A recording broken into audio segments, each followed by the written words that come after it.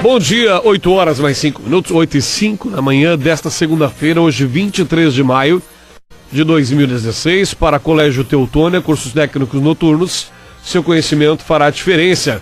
Colégio Teutônia, 3762-4040. E também carnes temperadas Dália, fáceis, rápidas e muito saborosas. Dália Alimentos é o melhor pedaço do seu dia. Pois bem, gente, a gente começa essa semana de entrevistas aqui na Rádio Tirol FM. Será uma semana que teremos a festa de maio, teremos as nossas atividades também voltadas ao aniversário da Emancipação Política Administrativa de Teutônia. E a gente começa hoje o nosso bate-papo das 8 horas, diariamente, todos os dias às 8 horas. Você tem um bate-papo dos mais diversos assuntos. E hoje a gente começa falando eu poderia introduzir chamando de uma qualidade de vida, de uma filosofia, de um trabalho que é uma diversão, de uma diversão que é um trabalho e, acima de tudo, uma filosofia para que a gente possa, inclusive, se conectar ao mundo das artes marciais, que tem a sua origem no Oriente, né? E quando a gente fala do Oriente, do nosso hemisfério, a gente fala em tradição, a gente fala em filosofia, a gente fala em disciplina, acima de tudo. E quem está conosco é o André Treichel, da KIRS, Associação de Karatê Ippon RS, que já está conosco aqui há algumas semanas, alguns meses, também oferecendo as dicas de saúde. E agora a gente vai ficar sabendo um pouco mais disso tudo. Acertei na minha introdução, André? Bom dia, seja bem-vindo, tudo bem? Bom dia, corretíssimo. A gente pensa em arte marcial, a gente pensa exatamente nisso, né? Na questão de a saúde do corpo, da mente e do espírito, né? Exatamente. Quem já pôde fazer, quem já pôde praticar uma arte marcial sabe bem disso. Fale um pouco mais da associação, fale um pouco mais da arte marcial que você veio oferecer aqui para a Teutônia, destacando que você é professor de educação física, né, André? E na nomenclatura japonesa, em primeiro lugar, o karatê é origem chinesa, japonesa? Japonesa. O karatê-do é uma origem japonesa, na verdade, ela é de uma ilha ao sul do Japão, a ilha de Okinawa, e o karatê-do significa caminho das mãos vazias, né? Então a arte marcial, ela preza para fazer a questão de defesa com as mãos nuas, né? Sem nenhuma arma. E não só as mãos, o pessoal pensa que karatê-do vou usar só as mãos. Não, utiliza o corpo todo, porque na sua origem, na sua arte marcial original, que é o Todê, a gente luta com o que puder, né? Claro, não tem essa de direita, esquerda, só com mão, só com... Não, luta com o que tem à disposição. Tem que aprender várias técnicas para cada arte, né? O karatê-do, ele é uma arte moderna, faz parte do chamado Gendai Budo, são artes modernas. Judô, Kendo, Karatê-do, todas essas artes que tem um do, sufixo do no final, do significa caminho. Então elas são artes marciais que elas originaram de uma arte marcial mais antiga, né, que provavelmente artes de guerra, que na virada do século, uns anos 1900, 1800, quebrado para frente, o Japão, com a sua mudança de postura, né, com a ocidentalização do Japão, não precisava mais ter arte de guerra, não existia mais aquelas guerras dos samurais carregando espada. Então, para não morrer a tradição, alguns senseis, alguns professores criaram artes marciais a partir dessas artes de guerra e introduziram o do, que significa que tem um caminho. Então ele passou a ter não só uma conotação de arte marcial de luta, mas também com uma questão filosófica, espiritual, né? Então mudou. O judô veio do jiu-jitsu por Jigoro Kano, nós temos o aikido do Morei Ueshiba, tem o kendo, que era o antigo kenjutsu, a arte da espada, e o karatê também. O karatê era o Todê em Okinawa, o Funakoshi Sensei, ele levou para o Japão e criou o karatê-do, né? Então ele colocou uma filosofia, colocou uma disciplina, uma questão mais espiritual dentro da arte marcial. É correto dizer então que essas artes eram voltadas há tempos atrás para as guerras e elas acabaram com o fim e com a questão pacificadora que passou por esses países, elas se tornaram de fato uma filosofia, muito mais hoje, porque a arte marcial no Japão, ela é disciplina de escola, né?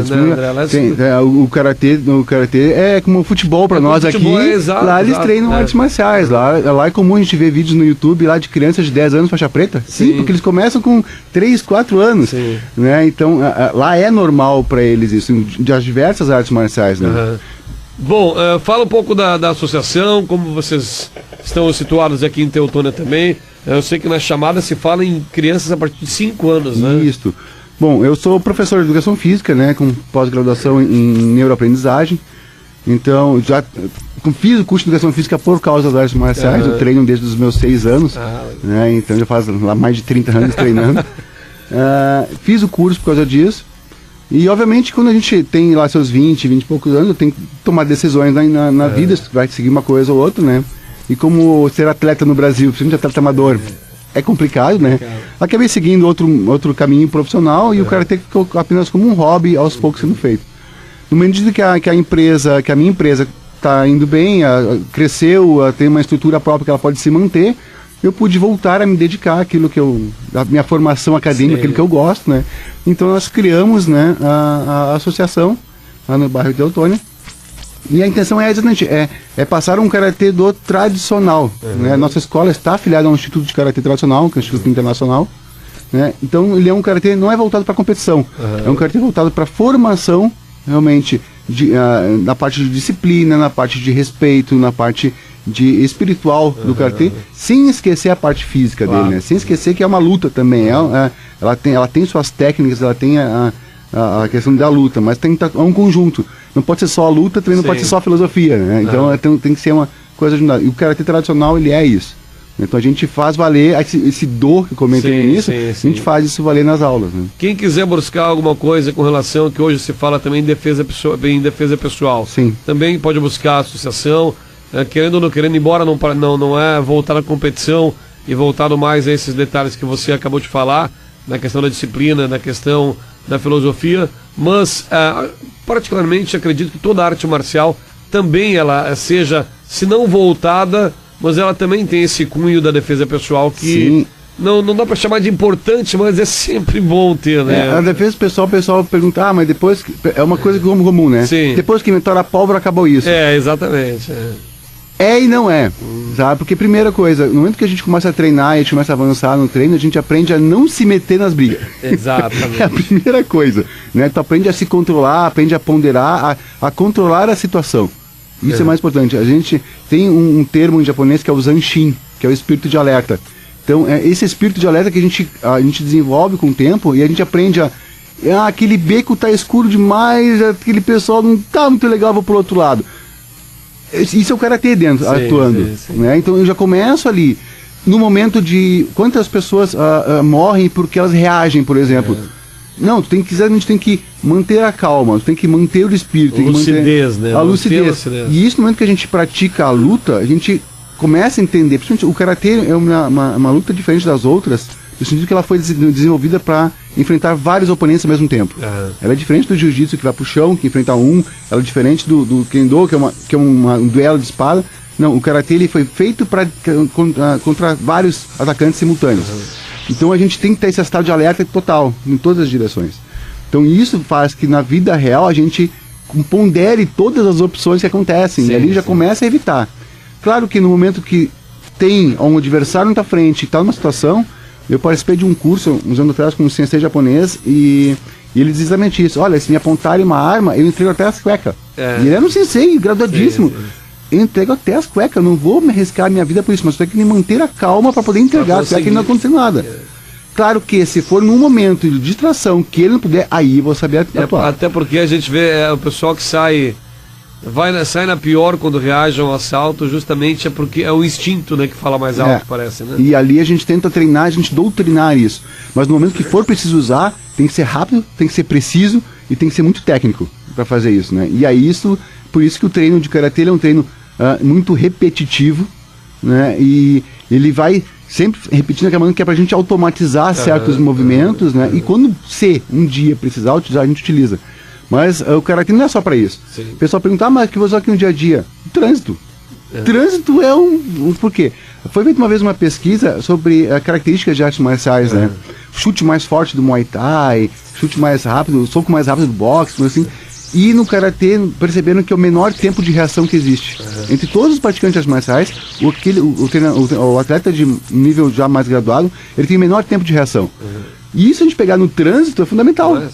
Né? É aquele carro que entrou assim do nada, é aquela criança que atravessou a rua, é aquele carro na frente que parou e tu não sabe o que fazer. Então, tu faz esse zanshin, esse espírito de alerta no trânsito, mais esse tempo de reação encurtado, né? A gente, no nosso dia a dia, estamos praticando karatê igual.